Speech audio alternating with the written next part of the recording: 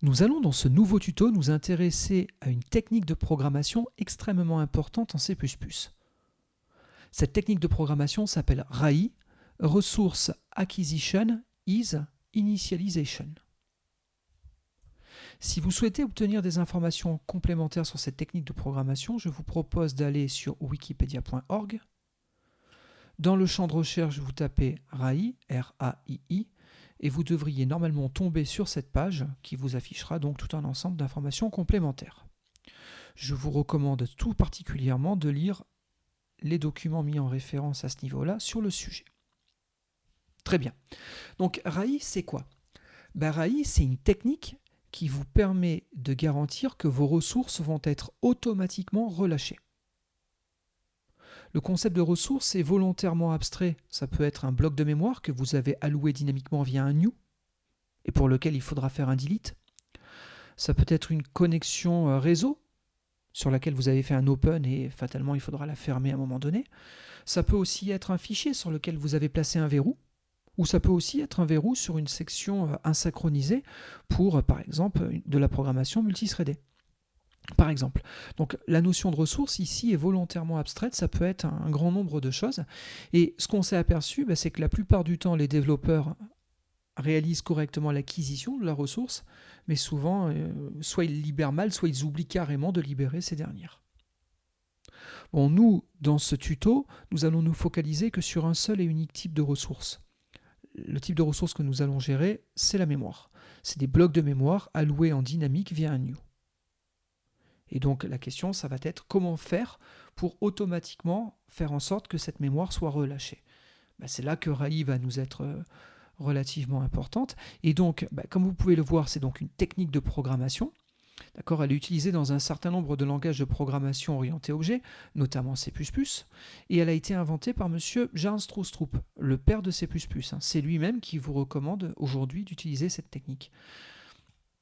Et l'idée, c'est de s'assurer lors de l'acquisition d'une ressource que celle-ci soit automatiquement relâchée en la liant au cycle de vie d'un objet. L'idée, c'est que vous ayez des instances qui gèrent vos ressources.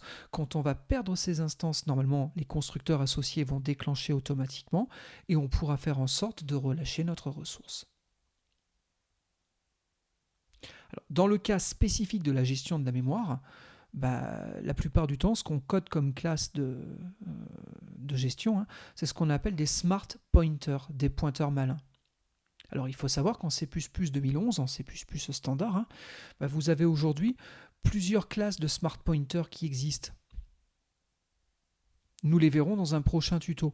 Nous, ce que nous allons faire aujourd'hui, c'est plutôt de chercher à coder nous-mêmes notre propre classe de smart pointer pour faire du RAI et bien comprendre les mécanismes qui vont être mis en jeu.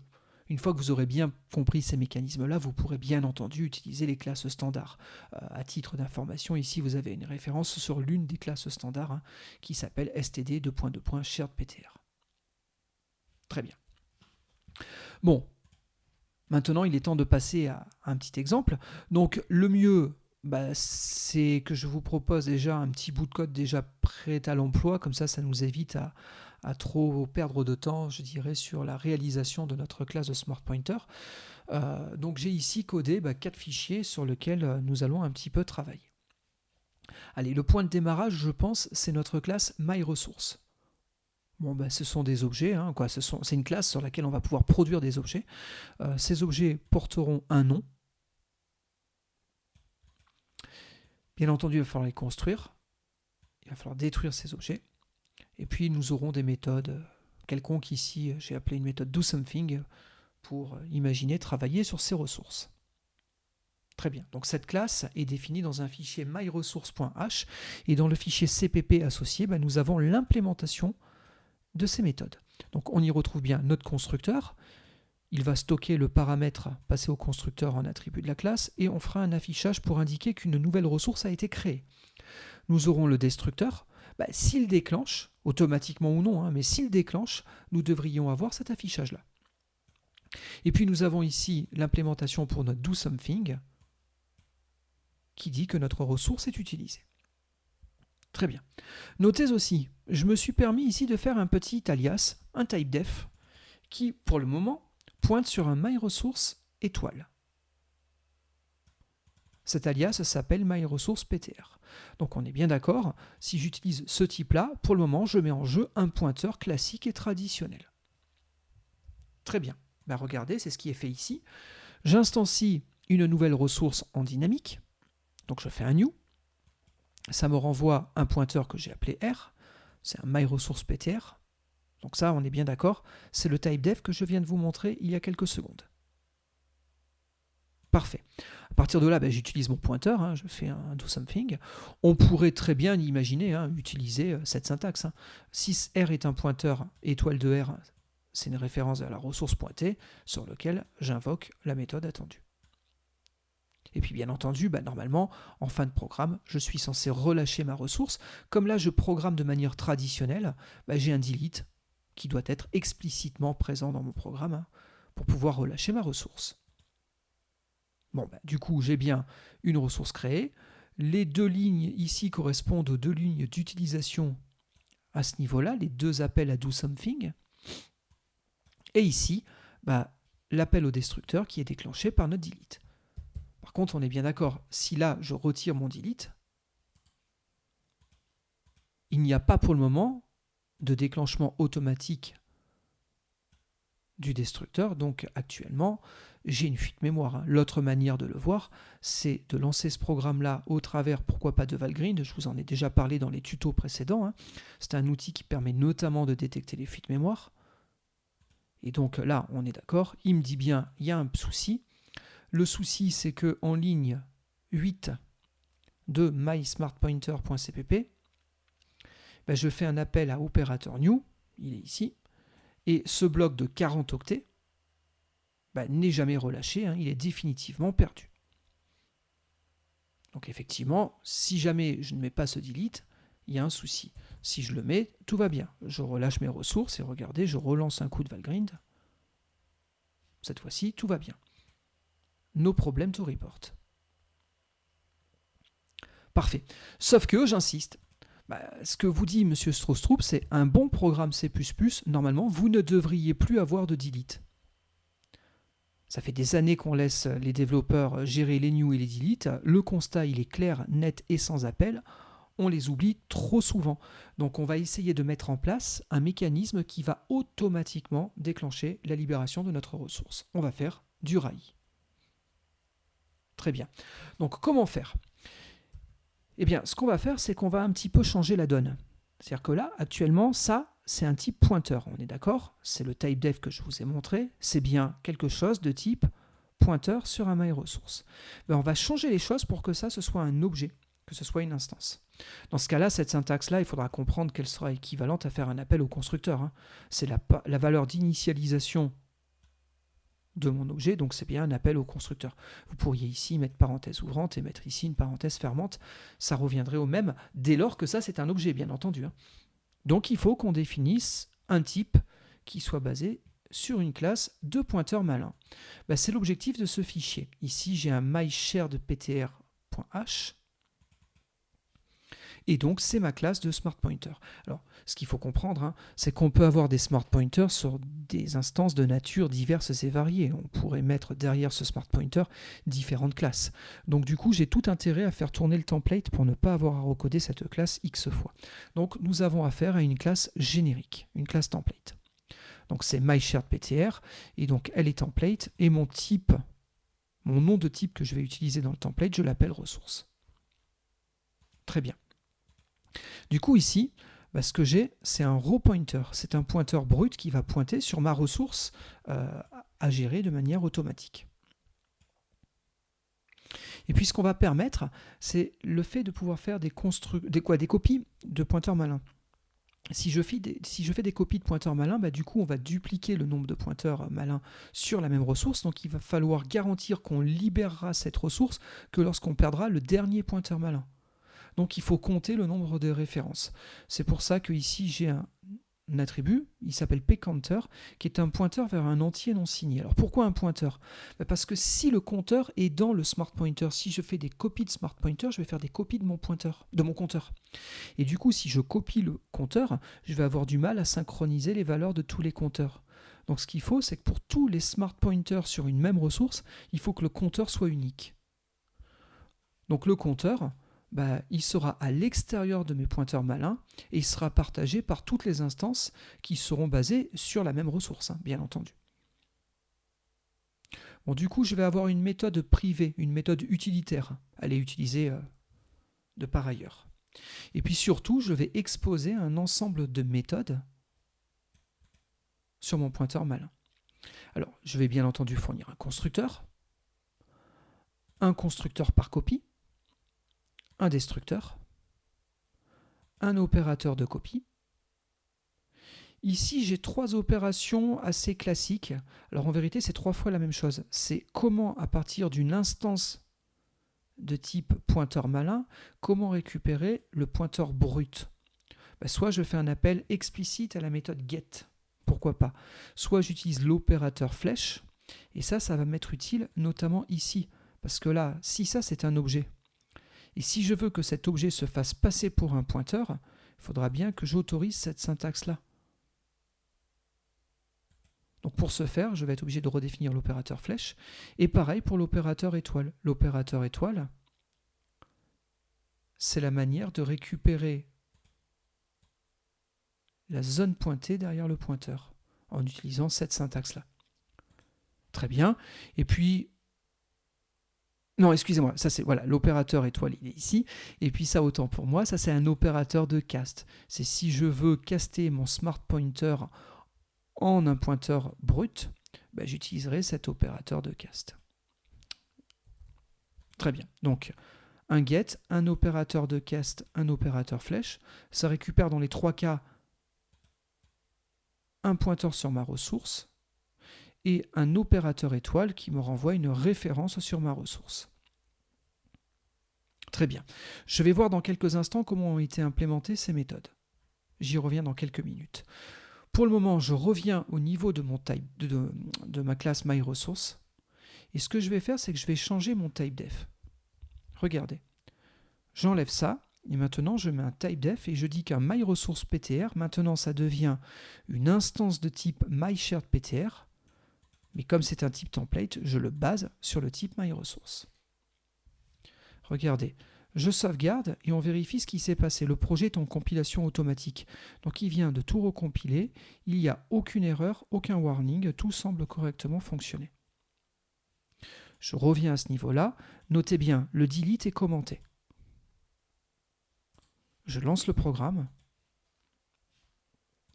Tout semble fonctionner parfaitement. Ma ressource est relâchée. Je relance le programme en supervision dans le profiler Valgrind. Le programme, semblerait-il, s'exécute correctement. Qui plus est, Valgrind me dit aucun problème à reporter. C'est donc bien que ma ressource a été libérée automatiquement. Le delete a bien eu lieu. Alors, on va y revenir dans quelques instants. On va voir comment ça a fonctionné. Mais mon pointeur malin, là, fonctionne. Ce que je voulais vous montrer dans un premier temps, c'est que du coup, quand j'utilise R, regardez, je supprime ça, je le mets en commentaire. Et là, je reviens ici. R point. Si je fais R point, j'ai bien les membres de l'instance R. R aujourd'hui, c'est plus un pointeur, c'est une instance de pointeur malin. Donc c'est une instance de la classe MySharedPTR. Donc du coup, si je fais R point, j'ai bien ici les membres qui ont été définis dans mon type de shared pointer. Regardez bien le get, l'opérateur de cast, l'opérateur flèche, l'opérateur étoile. On retrouve bien nos membres ici.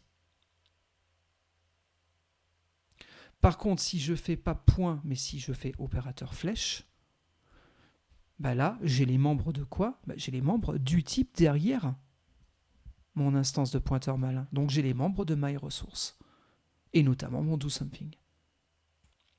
Donc là, c'est vraiment surprenant parce que syntaxiquement, j'ai l'impression d'avoir accès à un pointeur, mais en vérité, je n'ai pas un pointeur. En vérité, j'ai un objet. J'ai un objet qui se fait passer pour un pointeur.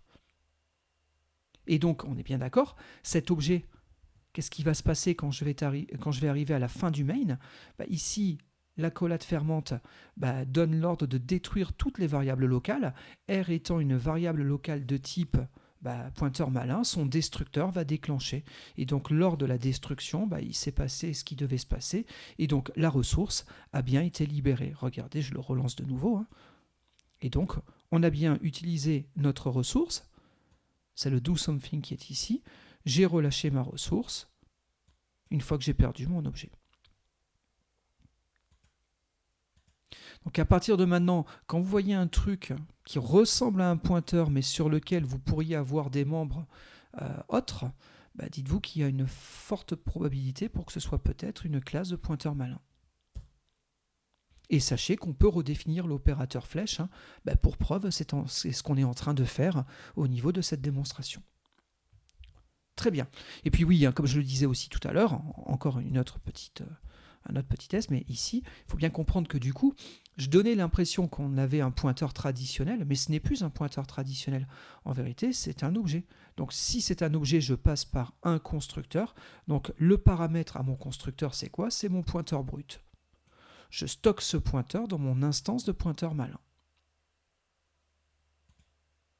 Donc les deux syntaxes ici sont tout à fait équivalentes. Vous pouvez choisir l'une ou l'autre sans aucun problème.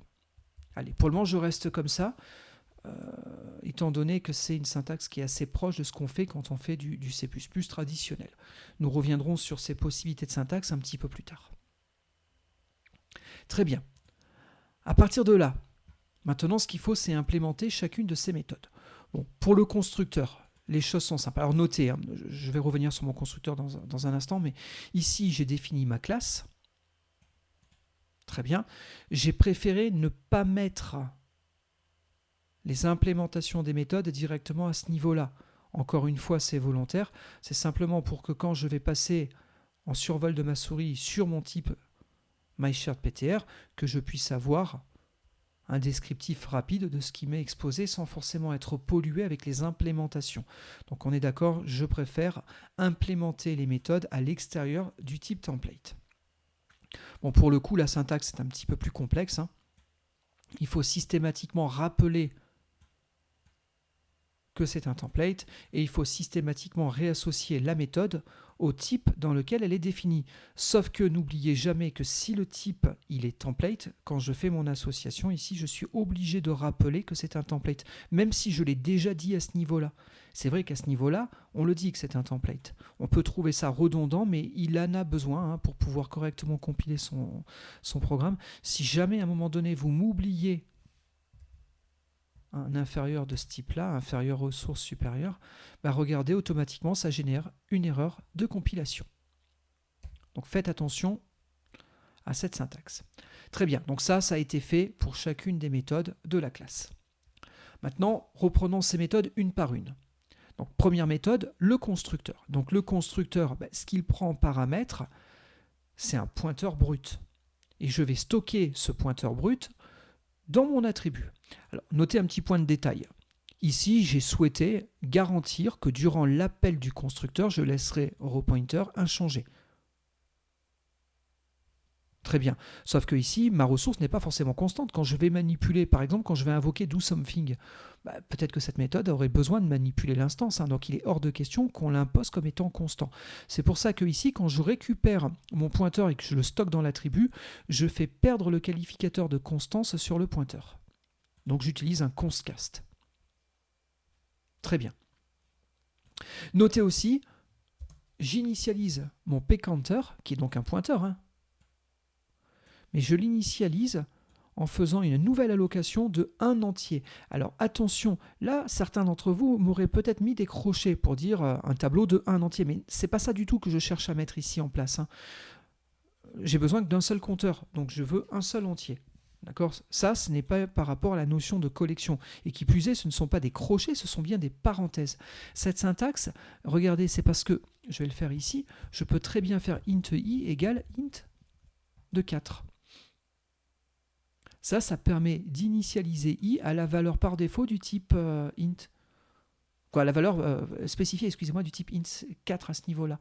Ça a été rajouté, cette syntaxe, pour pouvoir donner l'illusion que les types primitifs sont des objets, des classes, mais c'est aussi, surtout, pour pouvoir me permettre dans les listes d'initialisation de pouvoir fixer certaines valeurs.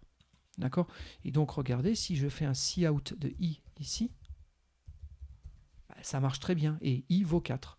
Alors, c'est clair que dans ce contexte-là, c'est rare les personnes qui vont vous l'écrire de cette manière-là. On préférera certainement écrire la chose de cette manière. Ça me paraît plus lisible. Certes, mais par contre, dans la liste d'initialisation, je ne pouvais pas faire autrement. Ici, j'initialise mon pointeur comme étant un pointeur sur un nouvel entier initialisé à la valeur 1. C'est-à-dire que mon smart pointer, là, c'est le premier qui va pointer sur ma ressource rowPointer, donc le compteur vaut 1. Très bien. Ensuite, j'ai mon destructeur. Qu'est-ce qui se passe quand je vais perdre un smart pointer? Ce que je vais faire, c'est que je vais désengager une valeur sur mon compteur. Je vais décrémenter une valeur. Sauf que ce code-là, je vais en avoir besoin dans quelques minutes un petit peu plus loin. Donc, j'ai préféré le mettre dans une fonction, dans une méthode privée. Et donc ici, je réinvoque mon decrease. Mon decrease, donc, il récupère la valeur de mon compteur. Je la décrémente et je vérifie ici oui ou non. Je suis tombé à 0. Si je suis tombé à 0, je relâche la ressource qui m'a été passée, je la libère. Mais comme moi j'ai aussi pris la responsabilité d'allouer un élément de type size, il faut aussi que je le libère. Donc ici, je libère le compteur. La zone pointée qui contient le compteur. Très bien. Et je ne ferai ça que si je tombe à 0. Si je perds un smart pointer sur une zone mémoire, mais que j'ai encore 3 autres smart pointers qui pointent au même endroit, il ne faudra pas encore de suite désengager la zone de mémoire. Très bien. Ensuite, j'ai quoi? J'ai mon constructeur de copie. Justement, c'est une des possibilités qui me permettra de dupliquer mes smart pointers. Si je fais une copie, qu'est-ce que je fais? Le nouveau smart pointer pointe au même endroit que l'original. Jusque-là, c'est normal. Le pointeur sur le compteur, le compteur il est partagé, c'est le même pour tout le monde, donc il pointe exactement au même endroit. Sauf que, attention, maintenant j'ai un deuxième smart pointer. Donc ici j'incrémente mon compteur. Donc j'ai maintenant un deuxième smart pointer en sortie de ce constructeur. J'aurais construit un deuxième smart pointer sur ma même ressource, sur celle pointée par l'original. Bon, ça, c'est dans le cas d'une construction. Maintenant, j'ai le cas de l'opérateur d'affectation. C'est-à-dire, l'objet existe déjà, il pointe quelque part, mais après coup, je le réaffecte sur une autre ressource. Dans ce cas-là, la ressource qu'il pointait initialement, il va falloir la désengager. C'est pour ça que là, je commence par faire un this.decrease. Puis, je pointe sur l'original que je vise et je réincrémente le compteur. Très bien. Par contre, pourquoi y a-t-il un if ici? Ça, c'est un cas particulier. C'est au cas où vous m'écririez que le smart pointer x pointe sur lui-même, qu'il est égal à lui-même. Si vous l'auto-affectez à lui-même, le petit souci, c'est que je vais commencer par faire un decrease, et si j'étais le seul et unique smart pointer à pointer sur l'élément, je commence par le décrémenter, donc il tombe à 0. Alors ok, après j'étais censé le réincrémenter et le remonter à 1. Parce que si je m'auto-affecte, je n'ai au final qu'un seul smart pointer sur ma ressource. Je vous l'accorde. Mais le problème, c'est que si j'ai commencé à décrémenter, j'aurais détruit ma ressource. Donc il ne faut surtout pas que le decrease déclenche si l'objet est affecté à lui-même. Donc dans ce cas-là, on ne fera rien, tout simplement. Donc vous voyez ici le test, en vérité, ce que j'utilise à ce niveau-là, c'est l'adresse. This est un pointeur, et là j'ai l'adresse de l'original. Donc si c'est le même objet, si on pointe bien au même endroit, il ne faut pas que je décrémente. Très bien. Ensuite, on avait ces 3 méthodes. Alors ces 3 méthodes, je vous rappelle, elles font à peu près la même chose. C'est juste des points de vue de syntaxe. Vous retrouverez ces 3 méthodes sur toutes les classes de Smart Pointer de la librairie standard. Elles proposent toutes exactement les mêmes possibilités. C'est pour ça que je les ai remises moi aussi, pour être très très proche de ce que vous aurez dans la vraie vie. Et donc ici, regardez, j'ai mon get, donc sur ma classe de Smart Pointer. Il me renvoie quoi? Il me renvoie le pointeur brut. Donc du coup, il fait simplement un return de this flèche rowPointer. Bon, si je fais un opérateur de cast vers un ressource étoile, c'est pareil, ça me renvoie mon pointeur. Et si je fais opérateur flèche, c'est pareil, ça me renvoie mon rowPointer.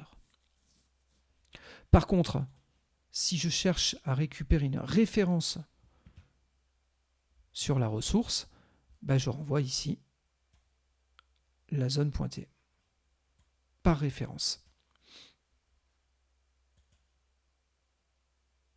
Très bien. Bon, du coup, on est d'accord, on l'a déjà lancé il y a quelques fois. Le programme fonctionne très bien. Mais du coup, je voudrais vous faire voir jusqu'où ça va. Alors, je fais une petite parenthèse, je laisse tomber mes ressources pendant quelques minutes et je me pose une question. Par exemple, imaginons je suis en train de vouloir coder une fonction de ce type-là. Je l'appelle strclone. Elle prendrait un const char étoile src. Et l'idée serait déjà donc calculer sa taille. Donc pour ce faire, regardez, j'inclus ici la librairie standard C de manipulation de chaînes de caractères. Donc l'entête cstring. Ça me permet donc sur mon char étoile de pouvoir faire un strlen. Je lui passe src. Et il ne faut pas oublier qu'il vous renvoie la longueur de la chaîne, mais sans le 0 terminal. En C, n'oubliez pas, les chaînes de caractères se doivent de se terminer par le code ASCII 0. Donc je rajoute +1.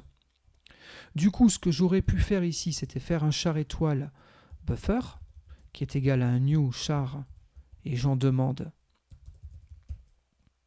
l'int. J'aurais pu ensuite faire un strcpy, donc une copie. Je copie dans buffer quoi? Ce qui est contenu dans src. Ça prend combien d'octets? Je veux le 0 terminal, donc ça prend l'int octet. Et du coup, j'aurais pu au final faire un return de buffer.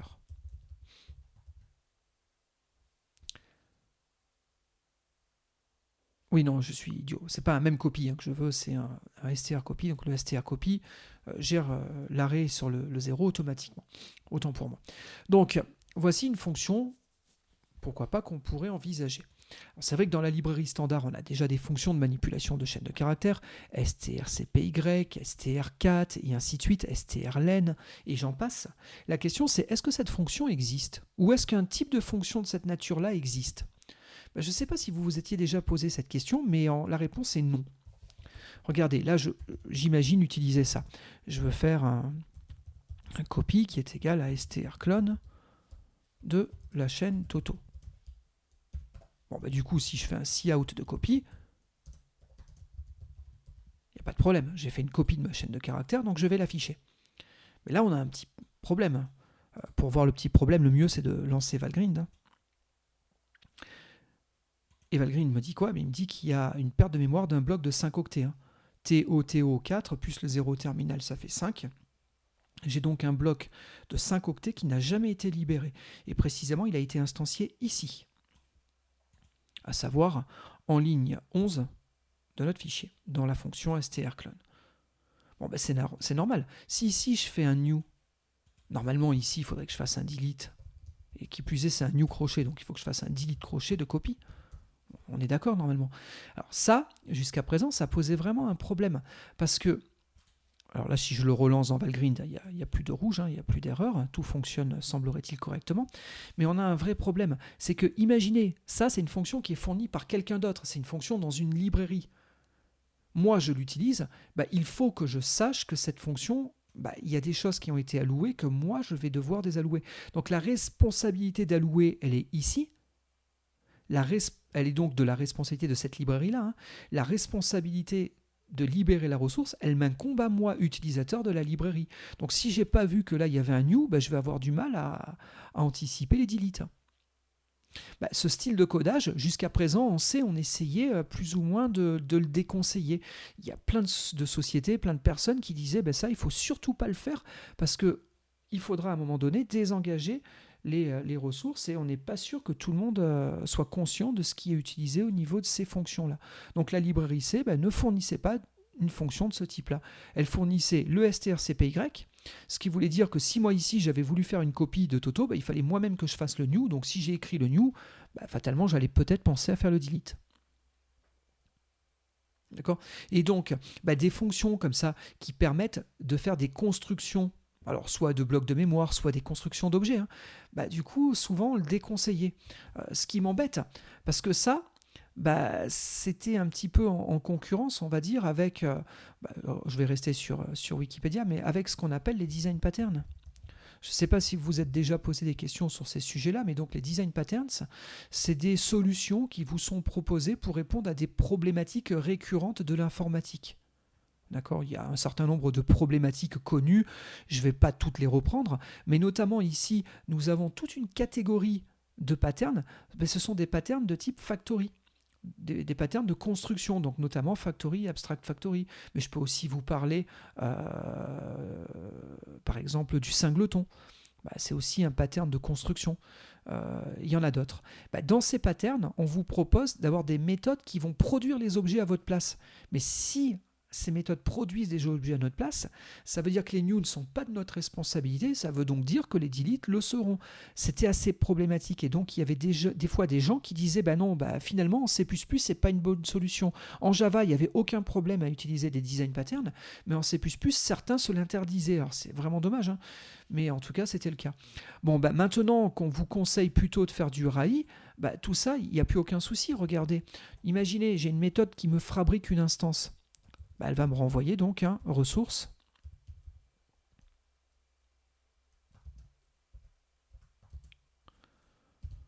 PTR. Ma fonction va s'appeler create instance.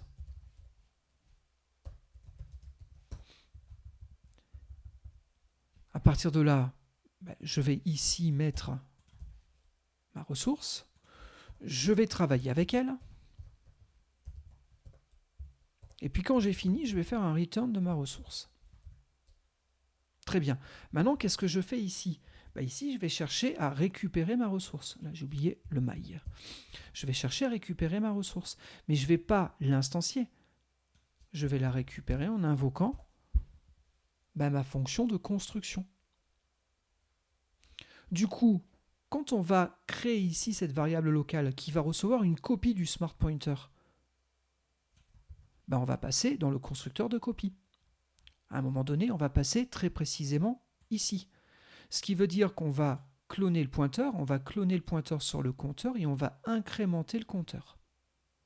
Donc pendant un bref instant, mon compteur va valoir 2 sur ma ressource truc.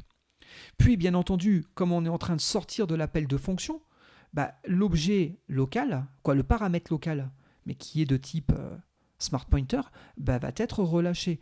Donc du coup, on va rentrer dans le destructeur. Alors, le destructeur est ici.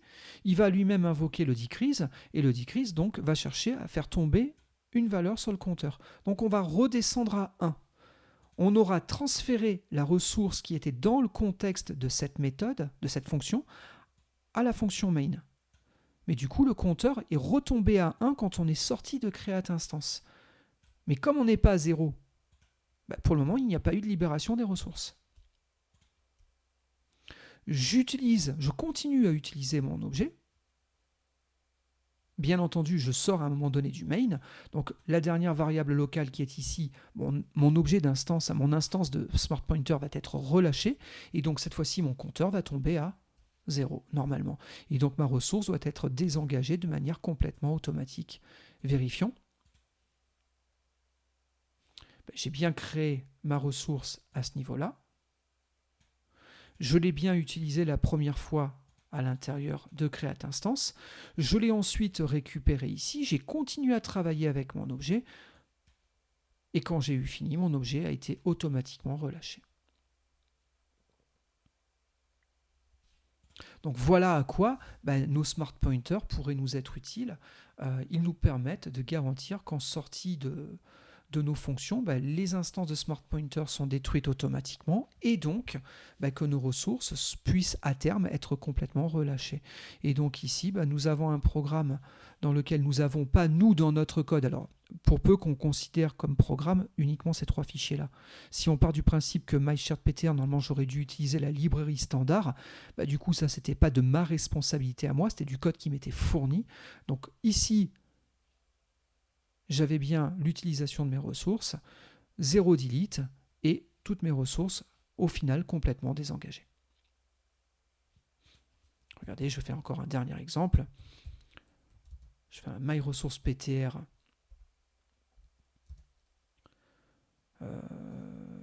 myResource2. Cette fois-ci, c'est égal à un new myResource. MyResource, excusez-moi, je me suis trompé à ce niveau-là, voilà. Donc un new myResource, c'est other. Impeccable. J'utilise ma ressource. J'ai une ressource créée ici. J'ai une autre ressource qui est créée ici.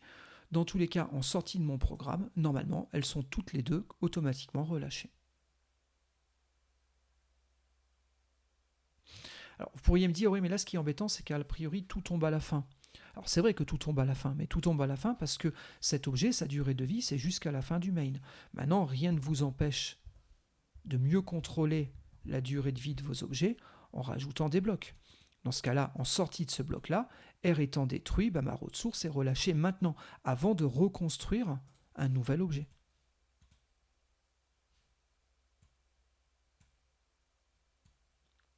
Vous voyez, on contrôle quand même la durée de vie de nos ressources par les blocs qui vont contenir nos variables locales, à savoir nos instances de Smart Pointer. Très bien. Bon ben voilà, au terme de ce petit tuto, une présentation donc, du concept RAI, donc Resource Acquisition is Initialization. Nous avons appréhendé le concept pour le moment que dans un seul et unique cas, c'est-à-dire la gestion de la mémoire. Et donc nous avons vu qu'on est capable de mettre en œuvre un mécanisme de libération automatique de nos objets. Alors, dans le tuto suivant, nous verrons comment utiliser les classes de la librairie standard. Nous arrêterons d'utiliser notre classe de Smart Pointer et nous utiliserons celles qui sont fournies de base en C++ 2011. Et puis surtout, dans les tutos suivants, nous allons parler d'un point noir. C'est-à-dire que toute cette belle théorie fonctionne très bien, mais à une condition, c'est qu'il ne faut pas qu'il y ait de cycle de Smart Pointer en mémoire. Nous reviendrons sur ce sujet-là, mais c'est un point super important à garder en mémoire. Si on a des cycles en mémoire, les compteurs ne tombent jamais à zéro et les ressources ne seraient pas complètement désengagées. Et en gros, c'est ce qui fait la différence entre RAI d'un côté et les garbage collectors qu'on peut avoir dans d'autres langages. Les développeurs Java, par exemple, eux ont l'habitude d'utiliser un garbage collector. C'est encore une autre stratégie pour libérer la mémoire. La différence fondamentale entre RAI et un garbage collector, c'est qu'un garbage collector est capable de détecter les cycles en mémoire. Pareil. D'accord ? Bon, pour le moment, nous étions dans un exemple relativement simple, en tout cas pour cette première manipulation-là. Nous n'avions pas de cycle, donc tout s'est parfaitement passé. Bon, j'espère vous avoir convaincu d'utiliser les Smart Pointers, et donc je vous dis à très vite sur un prochain tuto, et notamment pour voir comment utiliser les classes de Smart Pointer standard. Merci de votre attention.